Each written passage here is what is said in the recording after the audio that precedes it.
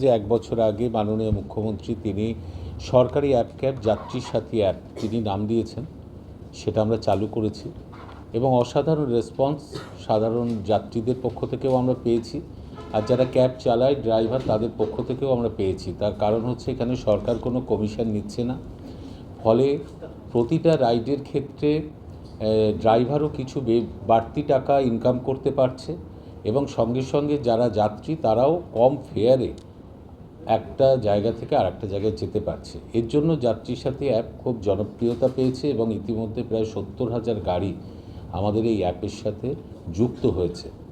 এবং আমরা এর আগে যেটা করছিলাম সেটা হলো যে কলকাতার যে সমস্ত জনপ্রিয় জায়গাগুলো আছে, ট্যুরিস্ট স্পট যেগুলো আছে, সেই সব জায়গাগুলোর যে টিকিট সেটাও যাত্রী সাথী অ্যাপের মাধ্যমে বুক করার সুযোগ আমরা দিয়েছিলাম।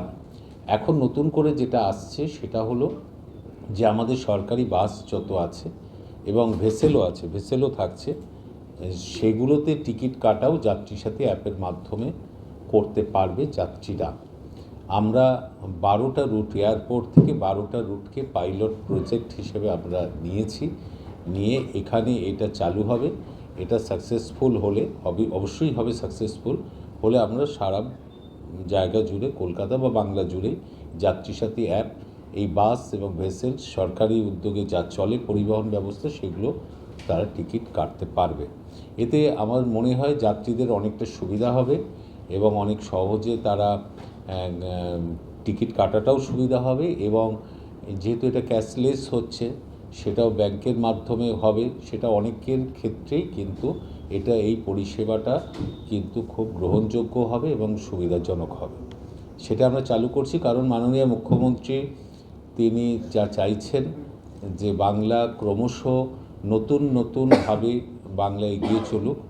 আমরাও এই পরিবহন দপ্তরের মাধ্যমে এবং পুলিশ প্রশাসন আছে যারা ট্রাফিক কন্ট্রোল করে, আমরা এবং আইটি ডিপার্টমেন্ট আছে, আমরাও নতুন ভাবনা নিয়ে আসছি।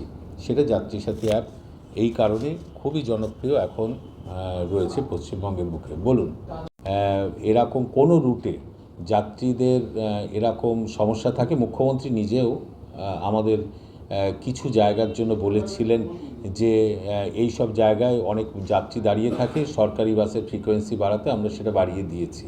আমি তাও বলছি, যাত্রীদের কোনো রুটে যদি কোনো সন্ধেবেলা বা রাত্রিবেলা এরকম কোনো অভিযোগ থাকে আমাদের কাছে সরাসরি এলে আমরা সেটা পূরণ করার চেষ্টা করব, এটা বলতে পারি আর কি।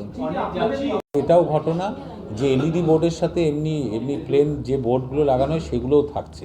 অর্থাৎ আমরা এগুলো করার উদ্দেশ্য হচ্ছে একটা স্মার্টনেস নিয়ে আসা, দ্বিতীয় হচ্ছে যাত্রী পরিষেবাটাকে আরও সহজ করা, তৃতীয় হচ্ছে একটা ডিসিপ্লিন নিয়ে আসা যেটা রোড সেফটির ক্ষেত্রেও কাজ করবে। আর একটা থাকবে স্যার, সেটা হচ্ছে আমরা আরও একটা ওয়ার্কআউট করছি, এটা হচ্ছে হোয়াটসঅ্যাপ বট করে, তো কোনো বাকি যে অ্যাপ ডাউনলোড করলো অ্যাপের মাধ্যমে ট্র্যাক করতে পারছে, সেখানে হচ্ছে মানে টাইমিং জানতে পারছে, গাড়ি ট্র্যাক করতে পারছে, তারপরে স্ট্যাটিক বোর্ড থাকলো, তারপরে ওটা স্মার্ট হোয়াটসঅ্যাপের একটা বট থাকবে, হোয়াটসঅ্যাপে বাস সংখ্যা বা কোনো একটা আমরা নির্দিষ্ট করে দেবো, ওটা দিলেই কিন্তু পুরো ডিটেল চলে আসবে। যেভাবে আমাদের আগে আমরা ওই কোভিড সার্টিফিকেট পেতাম, আপনারা নিশ্চয়ই লক্ষ্য করেছেন, যেটা আমরা চালু করেছিলাম স্বাস্থ্য দপ্তর থেকে কোভিডের সময়। গ্রুপ নয়, একটা নির্দিষ্ট নাম্বার থাকবে, তার মধ্যে ওই তথ্য দিলে সঙ্গে সঙ্গে ডিপ্লয় করে দেবে। বাংলা খবর, আপনার রাজনীতি, আপনার আওয়াজ।